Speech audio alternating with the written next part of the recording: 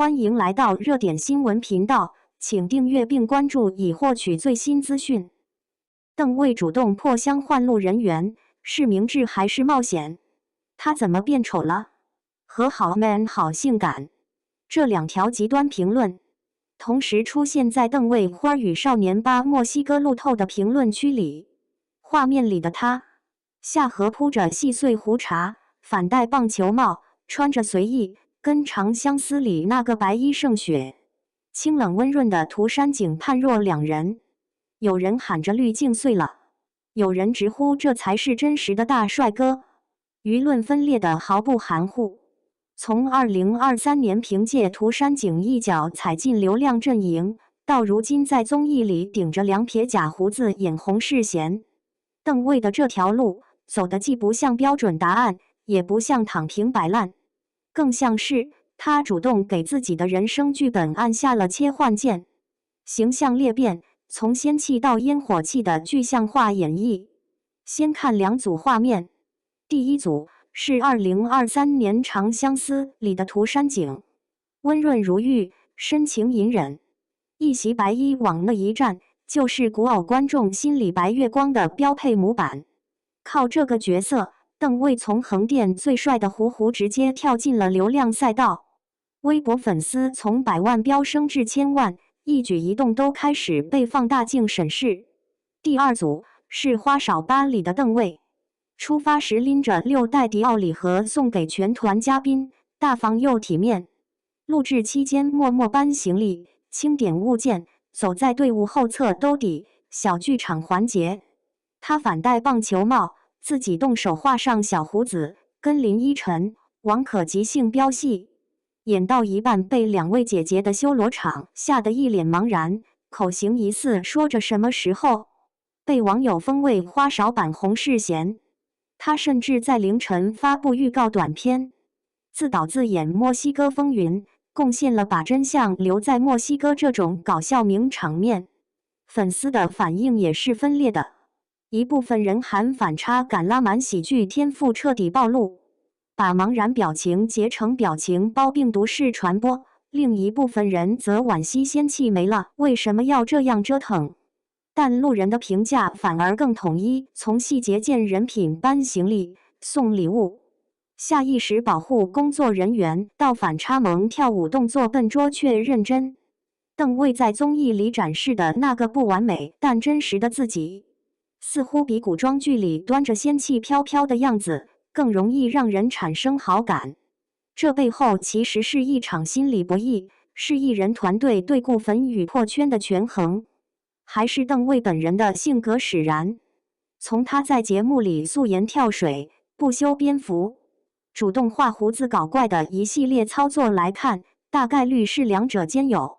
他选择把偶像包袱主动摔碎，而不是等着观众替他去摘。策略解码：主动破箱与被动颜值崩塌的边界。主动破箱和被动颜值崩塌看起来结果相似，但本质完全不同。被动崩塌是某流量明星在综艺里被拍到邋遢造型后全网群嘲，因为没有人设连贯性支撑，观众只觉得是翻车。而邓为的操作属于主动破局，他画胡子不是为了搞怪而搞怪，而是为了小剧场里的角色需要。他留胡茬不是为了摆烂，而是旅途中的自然状态。更重要的是，他保留了仙气基底。在花少吧里，他并非全程搞笑，而是帅气时依旧能打，放松时接地气，形成了一种反差张力。跟前人的路数对比一下，就能看清邓为在走什么棋。零更新，从9亿少女的梦到沙雕搞笑男，靠自黑、毒舌、接梗翻红。从步步惊心的14爷一路走到《楚乔传》与凤航，影视资源不降反升。他逛微博跟粉丝互怼，上节目对猴子不识抬举，被何炅调侃是9亿少女的笑料包，反而因为嘴欠但可爱圈粉无数。沈腾更不用说，军艺校草时期靠颜值，转型喜剧后彻底抛弃包袱，用自嘲换来了国民级票房保障。邓为的差异化策略在于，他聚焦的是细节好感，而非单纯扮丑。送迪奥礼盒、搬运行李、下意识保护工作人员，这些被粉丝和路透反复提及的暖心举动，才是他反差萌的核心卖点。小胡子只是引子，真正打动人的是胡子下面那个眼里有活、心里有别人的靠谱青年。网友评价他既大方又暖心，照顾到了每位嘉宾，细节里全是温柔和体面。这种评价不是单纯搞怪能换来的。效果预测：路人缘红利与综艺咖标签的博弈。短期来看，邓卫这波操作红利明显。邓卫花少胡子造型话题迅速登上热搜，路透视频播放量节节攀升。那些被做成表情包的茫然脸，反而成了破圈利器。更重要的是，口碑在转化，从仅粉丝可见的偶像，慢慢变成了路人口中的真实帅哥，打破了之前关于整容脸没演技等刻板印象。他在节目里跟林依晨即兴飙戏时，被调侃喜剧天赋藏不住，这种自然流露的状态，比任何精修图都更有说服力。但长期风险同样摆在台面上，综艺咖的标签一旦贴上，再想撕下来就难了。林更新能成功，是因为他本身的毒舌人设天然适配综艺，且他手里始终攥着证据和电影资源。而邓卫目前的影视积累还不足以支撑他边玩综艺边接证据的双线操作。他主演的《云秀行》豆瓣评分仅 3.8， 口碑和播放量双双扑街。唯一被认证的亮点是他一人分饰两角的表现，但一部剧的口碑崩盘，光靠个人亮点是救不回来的。他接下来还有仙台有树待播。这部剧的豆瓣评分从开分 7.0 涨到 7.1， 在 A 级投资里算不错，但口碑同样分化明显，剧情被吐槽套路太老。